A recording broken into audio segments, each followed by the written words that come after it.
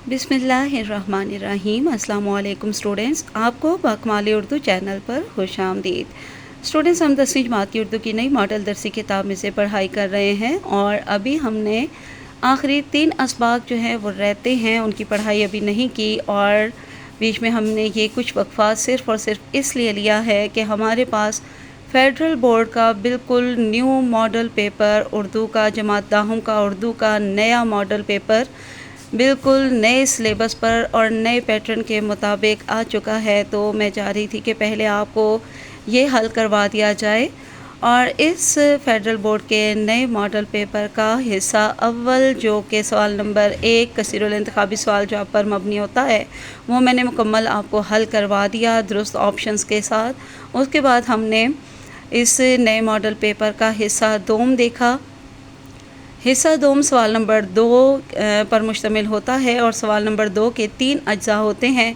हिस्सा अलिफ जो कि तफ़हीम इबारत, हिस्सा बे जो कि हिस्सा शेर यानी तफ़हीम अशार और हिस्सा जीम यानी कि हिस्सा कवायद पर जो 3 अज्जा होते हैं सवाल नंबर 2 के, वो तीनों के तीनों मुकम्मल तौर पर हैंड रिटन नोट्स की सूरत में मैंने आपको करवा दिए हैं और ये नोट्स भी मैंने ई शीट पर बनाए हैं ताकि आप लोगों को मुकम्मल रहनुमाई मिल सके कि आपने ई शीट पर किस तरह से जवाब लिखने हैं और कितना कितना एक जवाब आपने लिखना है। ठीक है, उसके बाद हमने हिस्सा सोम शुरू किया। हिस्सा सोम जो है वो सवाल नंबर 3, 4, 5, 6 और 7 पर मबनी होता है और उसमें से हमने सवाल नंबर 3 जो कि इबारत की तशरीह का सवाल होता है वो भी हैंड रिटन नोट्स फॉर्म में ई शीट पर आपको करवा दिया है। उसके बाद कल मैंने आपको सवाल नंबर 4 जो कि नज़मिया बंद की तशरीह होती है वो भी मुकम्मल तौर पर करवा दिया है और आज हम सवाल नंबर 5 करेंगे जो कि गज़लिया जुज़ की तशरीह पर मुश्तमिल है और इसका सवाल देख लेते हैं। यहाँ पे हमारे सामने है जी सवाल नंबर 5, दर्ज झेल गज़लिया अशार की तशरीह लिखें। इसमें आपको 2 गज़लिया अशार या 2 गज़लिया बंद दिए गए हैं और जो सवाल नंबर 4 था नज़्म पारे की तशरीह करें यानी कि नज़मिया बंद की तशरीह थी। तो इसमें दोनों नज़मों के जो आपको बंद दिए गए थे वो 3-3 अशार पर बनाए गए थे बंद और 5 नंबर का ही था वो और आपको तीनों अशार की तशरीह उसमें करनी थी। लेकिन ये है कि दोनों बंद जो हैं उनमें आपको चॉइस दी गई थी, किसी एक ही आपने करनी थी। तो मैंने आपको ये ख़ताब बाजवाना ने इस्लाम का जो बंद है इसकी तशरीह करवाई थी। तो आज आप देखें तो यहाँ पर गज़लिया अशार जो आपको दिए गए हैं ये बंद नहीं है, इसलिए लिखा गया क्योंकि आपने इसको बंद की सूरत में तशरीह नहीं करनी होती। जो गज़ल के अशार होते हैं उन्हें अलग अलग शेयर करके आपने तशरीह करनी होती है। मैं अभी आपको हैंड रिटन नोट्स फॉर्म में दिखाती हूँ जो कि मैंने ई शीट पर तशरीह लिखी है आपके लिए। तो बाकायदा आपको प्रॉपर वहाँ पे रहनुमाई करूँगी आपकी कि गज़लिया जो अशार दिए जाते हैं ये 3-3 नहीं है बल्कि 2-2 अशार हैं। ये गज़ल नंबर 1 मिर्ज़ा असदुल्ला ख़ान गालिब की ये गज़ल है। इसमें से 2 अशार पर मबनी जो है बंद बनाया गया है, लेकिन आपको कहा गया है कि गज़लिया अशार की तशरीह लिखें। तो आपने एक एक शेर की अलग अलग करके तशरीह लिखनी है, या इन 2 अशार की तशरीह करनी है या फिर आपने यानी आपके पास चॉइस का हक़ है, इंतखाब का हक़ है कि आप या फिर इस वाले 2 अशार की जो कि गज़ल नंबर 4 से लिए गए हैं जिसकी शायरा ज़ोहरा निगाह हैं। तो ये भी 2 अशार पर मबनी आपको बंद बना के दिया गया है जिसकी आपने बंद की सूरत में नहीं बल्कि अलग अलग शेर की सूरत में तशरीह करनी है।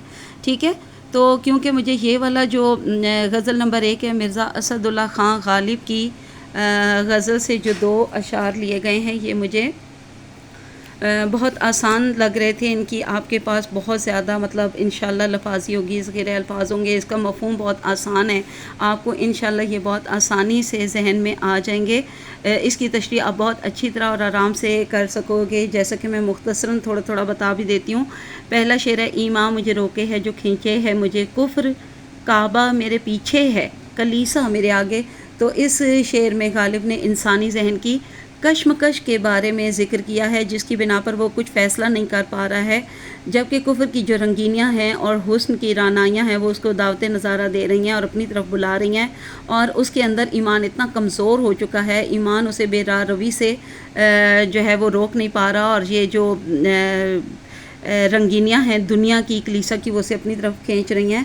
لیکن جو بھی ہو جائے ہے تو ہم ایک مسلمان ہیں، تو اس لیے جو ہمارے اندر رتی برابری سے ہی جو کچھ تھوڑا بہت ہمارے اندر ایمان موجود ہے، یہ ایمان شاعر کو بے راہ روی سے روکنے کی کوشش کر رہا ہے۔ غالب کہتے ہیں کہ میں عجیب قسم کی ذہنی کشمکش کا شکار ہوں، طبیعت کی کافرانہ پن جو ہے میرے اندر وہ مجھے دنیا کی رنگینی کی طرف کھینچ رہا ہے، اور جو ہر لذت سے مجھے فائدہ اٹھانے کی دعوت بھی دے رہا ہے، جبکہ جو میری مذہبی تعلیم ہے، جو میرا مذہب ہے، جو میرے اندر ایمانی قوت جو کہ بہت کمزور تو ہو چکی ہے، لیکن ابھی کچھ نہ کچھ یہ ایمانی قوت میرے اندر موجود ہے، یہ مجھے بے راہ روی سے روک رہی ہے۔ یہ مجھے بے شک کہ کعبہ میرے پیچھے ہے اور کلیسا میرے سامنے ہے، کلیسا کا سامنے ہونا جو ہے وہ طبیعت کے رجحان کو ظاہر کر رہا ہے کہ دل جو ہے وہ اب دنیا میں زیادہ لگ رہا ہے، اور اس کی کافرانہ طبیعت کی کافرانہ جو رنگینیاں ہیں ان کی طرف مائل ہو رہا ہے، ٹھیک ہے۔ اور دوسرا جو شعر ہے، گو ہاتھ کو جنبش نہیں آنکھوں میں تو دم ہے، رہنے دو ابھی ساغر و مینا میرے آگے۔ تو اس میں جو شاعر غالب ہیں وہ اپنی پچھلی عمر، اپنے بڑھاپے کی بات کر رہے ہیں۔ مرزا غالب کہتے ہیں کہ بڑھاپے کی وجہ سے میں بہت زیادہ کمزور ہو چکا ہوں، ناتواں ہو چکا ہوں، اور ہاتھوں میں حرکت بھی کمزور پڑ گئی ہے، میرا جسم بہت لاغر ہو گیا ہے، بہت ناتواں ہو گیا ہے، بہت کمزور پڑ چکا ہے، لیکن جو میری آنکھیں ہیں وہ دنیا کی رنگینیوں سے اب بھی سیراب ہونا چاہتی ہیں۔ میں ساغر و مینا کو، یعنی شراب کے جو صراحی اور جام ہیں، ان کے نظارے یعنی دنیا کی لذتوں کو بدستور دیکھنا چاہتا ہوں۔ میری آنکھوں میں ابھی بڑا دم ہے، بڑی طاقت ہے، میرا دل اب بھی دنیا کی خوبصورتی اور رنگینیوں کی طرف مائل ہے اور ان میں ہی محو ہے۔ تو یہ کچھ نہ کچھ آپ کو سمجھ پھر آ گئی ہوگی، پہلے بھی میں نے آپ کو یہ تشریح کروائی ہوئی ہے، نوٹس بھی دکھائے ہیں، زبانی بھی کروائی ہے، تو میرے خیال میں اس پر آپ جو ہے وہ بہت اچھے طریقے سے انشاءاللہ تفصیلی تشریح لکھ لیں گے۔ اس لیے میں نے جو آج سلیکٹ کیے ہیں غزلیہ اشعار وہ یہ دوسرے ہیں، یعنی کہ بجتا ہے گلی کوچوں میں نکارہ الزام، ملزم کی خاموشی کا وفادار بہت ہے۔ پہلے شعر کی اب ہم تشریح دیکھتے ہیں، کیونکہ اب ہم نے الگ الگ کرنی ہے تو اکٹھے پورے دونوں نہیں پڑھوں گی۔ یہ غزل نمبر 4 سے لیے گئے ہیں، جس کی شاعرہ زہرہ نگاہ ہیں، ٹھیک ہے۔ تو یہ رہا آپ کے سامنے ہماری ای شیٹ کا صفحہ، جس سوال نمبر 5 کا، جس کے 2 صفحات ہیں، ٹھیک ہے، اور اس کے 2 صفحات میں سے پہلے صفحے پر ہم نے غزلیہ جز کی تشریح یہاں پہ ہیڈنگ کے طور پر دے دیا ہے، لیکن ہم الگ الگ شعروں کی کریں گے۔ تو شعر نمبر 1 یہاں میں نے لکھ بھی دیا ہے، اس کو ہم نے پہلے ڈاٹڈ فارم میں لکھ لیا ہے، پورا شعر میں نے آپ کے سامنے پڑھ لیا۔ اب مفہوم پہلے دیکھ لیتے ہیں۔ معاشرے میں ہر طرف الزام تراشی ہو رہی ہے، لیکن ملزم دفاع کرنے کی بجائے خاموش ہے۔ تو تشریح کو دیکھ لیتے ہیں۔ اب یہ مفہوم آپ دوبارہ سے پورا شعر پڑھنے کے بعد اس مفہوم کو پڑھیں گے تو انشاءاللہ بہت آسانی سے سمجھ آ جائے گا، اور جب مفہوم اچھی طرح سے آپ لکھ پائیں گے یا سمجھ لیں گے تو پھر آپ کو تشریح کرنے میں انشاءاللہ کوئی مشکل پیش نہیں آنے والی۔ تو اب دیکھیے اس کی کیا تشریح کی ہے میں نے۔ اس شعر میں شاعرہ نے معاشرتی ناانصافی اور سچ بولنے والوں کے ساتھ ہونے والے سلوک پر گہرا طنز کیا ہے۔ شاعرہ بڑے خوبصورت انداز میں معاشرتی رویوں کو بیان کرتے ہوئے کہتی ہیں کہ معاشرے میں سچ بولنے والوں کی کوئی قدر نہیں، کوئی اہمیت نہیں، گلی محلوں میں الزام تراشی تماشا بن چکی ہے۔ لوگ کسی کی خاموشی کو اس کی کمزوری سمجھ کر اس پر طرح طرح کے الزام لگاتے ہیں، لیکن کچھ لوگ ایسے بھی ہوتے ہیں جو اپنی سچائی ثابت کرنے اور صفائی دینے کی بجائے خاموشی اختیار کرتے ہیں۔ وہ جانتے ہیں کہ جھوٹ کے شور میں ان کا سچ دب جاتا ہے۔ بقول بشیر بدر، اب میں ایک مماثل شعر بشیر بدر شاعر ہیں ان کا لکھنے والی ہوں۔ اگر آپ کو شاعر کا نام یاد نہ رہے تو آپ نے ایسے نہیں لکھنا، سمپل آپ نے شعر لکھ دینا ہے، ٹھیک ہے، یعنی حوالہ جاتی شعر، مماثل شعر، جو بھی آپ اس کو کہہ لیں۔ تو یہ شعر میں نے لکھا ہے، خطا وار سمجھے گی دنیا تجھے، اب اتنی زیادہ صفائی نہ دے۔ آگے ہم تشریح کو کنٹینیو کرتے ہیں۔ معاشرے میں جب کوئی شخص ظلم کے خلاف آواز نہیں اٹھاتا اور خاموشی اختیار کرتا ہے تب بھی وہ الزام سے بچ نہیں پاتا۔ شاعرہ اس شعر میں اپنے خیالات کو اپنا موضوع بناتے ہوئے کہتی ہیں کہ آج کل جب کسی سے ذرا بھی غلطی ہو جائے، چھوٹی سی بھی غلطی ہو جائے، تو لوگ ہاتھ دھو کر اس کے پیچھے پڑ جاتے ہیں اور ہر کوئی اس کے خلاف افواہیں اور جھوٹی باتیں پھیلانے میں مصروف ہو جاتا ہے۔ بقول فیض احمد فیض، اب یہ میں فیض احمد فیض کا ایک اور حوالہ جاتی شعر یہاں پر میں لکھنا چاہوں گی. آپ کو نام یاد رہے تو ضرور لکھیں, نہ رہے تو غلط نہ لکھیے گا, سمپل شعر لکھ دیں. ظلم سہنا بھی تو ظالم کی حمایت ٹھہری, چپ رہو گے تو زبانوں کا حساب کون دے گا. آگے ہم اس کا اینڈ کریں گے. تو آخر میں اختتامی تشریح دیکھیے. شاعرہ کہتی ہیں کہ میں جب کبھی کسی الزام کا شکار ہوں تو بجائے اس کے کہ میں اپنے بارے میں صفائیاں دیتی پھروں, میں خاموشی اور سکوت کو پسند کرتی ہوں. اب پہلے جب میں نے آپ کو نوٹس دکھائے تھے اور تشریح دکھائی تھی اور زبانی بھی سمجھائی تھی تو اس وقت میں نے شاعرہ کی طرف سے ان کے خیالات کے مطابق جو ہے وہ نہیں لکھی تھی, لیکن یہاں پر میں نے سوچا کہ یہ شاعرہ نے اپنے الفاظ کے اور سوچ اور رائے کے مطابق جو شاعری کی ہے تو ان کے مطابق بھی ان کے اپنے اوپر ان کے اپنے حوالے سے بھی جو ہے وہ تشریح کرنی چاہیے. تو اس لیے آخر میں نے یہ 3-4 جملے ان کی طرف سے لکھے ہیں کہ شاعرہ اپنے اوپر اگر اس کو لیں گی تو یہ کس طرح سے اس کی تشریح کی جا سکتی ہے. شاعرہ کہتی ہے کہ میں جب کبھی کسی الزام کا شکار ہوں تو بجائے اس کے کہ میں اپنے بارے میں صفائیاں دیتی پھروں, میں خاموشی اور سکوت کو پسند کرتی ہوں. میری خاموشی میری برداشت کی دوست ہے اور بعد ازاں وقت خود فیصلہ کر دیتا ہے, اور میری غلطی نہ ہونے کی وجہ سے جلد ہی میں ہر الزام سے بری الذمہ ہو جاتی ہوں, یعنی کہ بری ہو جاتی ہوں, میرے اوپر سے الزام ہٹ جاتا ہے. تو اب دیکھیے آخر میں نے بغیر فنی محاسن کی ہیڈنگ دی ہے, جو ہے ایک جملے میں یہ میں نے واضح کی ہیں جو اس میں فنی محاسن استعمال کیے گئے ہیں. لیکن اگر آپ کو یاد رہے فنی محاسن کی ہیڈنگ دینا تو آپ دے سکتے ہیں, میں نے جان بوجھ کر نہیں دی تاکہ آپ باؤنڈ نہ سمجھیں اپنے آپ کو. اس شعر میں نکارہ الزام اور خاموشی کا وفادار کی خوبصورت تراکیب استعمال کی گئی ہیں جو کہ مرکب اضافی ہیں. میں نے آگے بریکٹ میں سمپل مرکب اضافی لکھا, لیکن آپ اس کو باقاعدہ آگے اگر جگہ آپ کے پاس بچی ہوئی ہو تو آپ بریکٹ کی بجائے سمپل یہاں پہ آگے لکھ سکتے ہیں جو کہ مرکب اضافی ہیں. تو یہ ہمارے پہلے شعر کی تشریح مکمل ہوئی, آپ نے دیکھ لی. تو اب ان غزلیہ اشعار میں سے دوسرے شعر کو دیکھتے ہیں. جب حسن تکلم پہ کڑا وقت پڑے تو اور کچھ بھی نہ باقی ہو تو تکرار بہت ہے.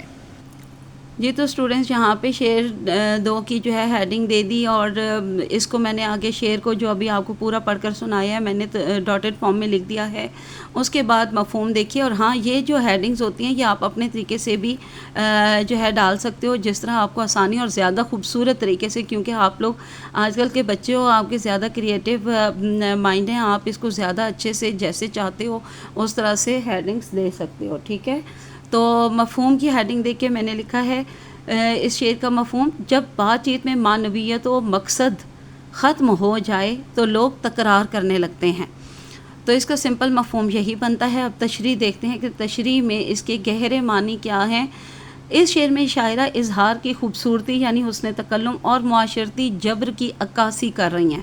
شاعرہ کہتی ہیں کہ جب بولنے کے انداز اور الفاظ کے حسن پر پابندیاں لگ جائیں, یعنی سج یا خوبصورتی سے بات کرنے پر کڑا وقت یعنی سخت اور مشکل وقت آ جائے اور اظہار کے سارے راستے بند ہو جائیں, تو پھر صرف تکرار باقی رہ جاتی ہے. وہی باتیں بار بار دہرائی جاتی ہیں جن کا کوئی نیا مفہوم یا گہرائی نہیں ہوتی. یہ شعر آزادی اظہار کے خلاف دباؤ, معاشرتی گھٹن اور تخلیقی پابندی پر طنز ہے. اس معنی میں بھی یہ لیا جا سکتا ہے. ٹھیک ہے, اس طرح سے بھی میں نے لکھ دیا اور سمپل معنوں میں بھی آگے تشریح کی ہے.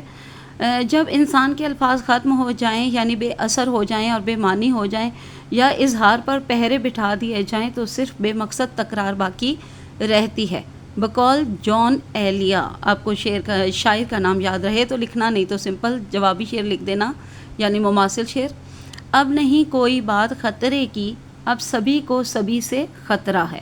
یہ مماثل شعر ان معنوں میں جو ہے وہ حوالہ جاتی کہلائے گا جو میں نے اوپر تشریح کیا. اب آگے دیکھتے ہیں. مجموعی طور پر اس شعر میں زبان و بیان کی اہمیت اور اس پر زوال آنے کی صورتحال کو بیان کیا گیا ہے. شاعرہ بڑے خوبصورت انداز میں معاشرتی برائی کا تذکرہ کرتے ہوئے کہتی ہیں کہ جب انسان کو بامقصد بات نہ کرنے دی جائے یا انسان کے پاس بامقصد نہ بات لکھنا چاہیے تھا یہاں پہ, بامقصد بات یا گفتگو نہ ہو تو دونوں صورتوں میں سوائے تکرار کے کچھ نہیں بچتا. گفتگو صرف بات چیت کرنے کا عمل نہیں ہوتا بلکہ اپنے جذبات و احساسات کو دوسروں تک خوبصورت انداز میں پہنچانے کا ذریعہ بھی ہوتی ہے. شاعرہ نے समाज पर कड़ा तंज किया है कि लोग बातें तो बहुत करते हैं लेकिन इनकी बातों में अब तासीर नहीं होती, बल्कि अल्फाज में बेवजह तकरार बाकी रह जाती है। ठीक है, इसके मुताबिक अब यहाँ पर एक मुमासिल शेर है, सैफ अंदाज़ बयां रंग बदल देता है। ये सैफुद्दीन सैफ शायर हैं, उनका ये शेर है और यहाँ पे इन्होंने अपना तखल्लुस इस्तेमाल किया है। ठीक है, सैफ अंदाज़ बयां रंग बदल देता है, वरना दुनिया में कोई बात नई बात नहीं। अब आखिर में यहाँ देखिए फ़नी मुहासिन की फिर मैंने हेडिंग नहीं दी है। आप लोग अपने आप को बाउंड ना समझें, कोई ज़रूरत नहीं है अगर आपके जहन में ना रहे तो। अगर आपको अच्छे से याद रहती है तो फिर आप हेडिंग दे के ये जुमला लिख सकते हो। मैंने बहुत आसान अल्फाज में करके, सादा तरीन करके ये फ़नी मुहासिन पे मबनी एक जुमला बनाकर यहाँ लिखा है आपके लिए। ठीक है, इस शेर में हुस्न तकल्लुम रक़बे इज़ाफ़ी की खूबसूरत तरकीब इस्तेमाल की गई है। तो चलिए इतना काफ़ी है, इंशाअल्लाह आपको अच्छे से समझ आ गई होगी और इस सवाल नंबर 5 को भी अब आप इंशाअल्लाह बहुत आराम से और अच्छे से अटेम्प्ट कर पाओगे पेपर में। तो आज के लिए चलो इतना काफ़ी है। अल्लाह हाफ़िज़ एंड फ़ी अमान अल्लाह।